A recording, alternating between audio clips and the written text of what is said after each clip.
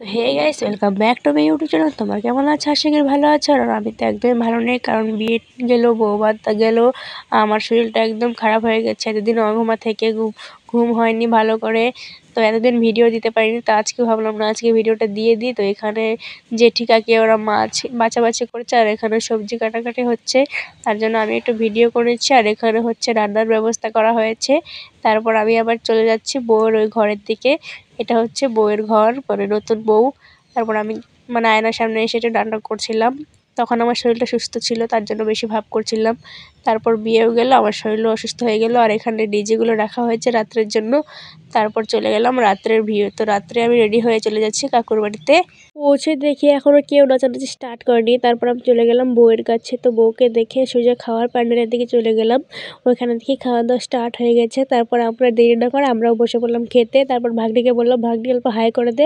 পিসিকেও বললাম, পিসিও একটু হাই করে দে। তারপর সবাই হাই করে দিল।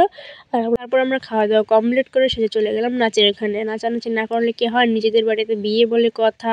আর নিজেদের বাড়ি না হলেও আমি নাচানাচিটা করি, আমার নাচানাচি না করলে ভালো লাগে না যে কোনো বিয়ে বাড়িতে। তারপর সবার ফার্স্টে আমরা নাচানাচি করছিলাম। তারপরে দেখি বিয়ের বাড়ির লোকেরা সবাই এসে পড়েছে। তারপরে ওরাও এসে এখানে নাচানাচি শুরু করে দিয়েছে আমাদের সঙ্গে। তার ভিডিওটা কেমন লাগলো, ভালো লাগলো লাইক সাবস্ক্রাইব করে দিও। Tata bye.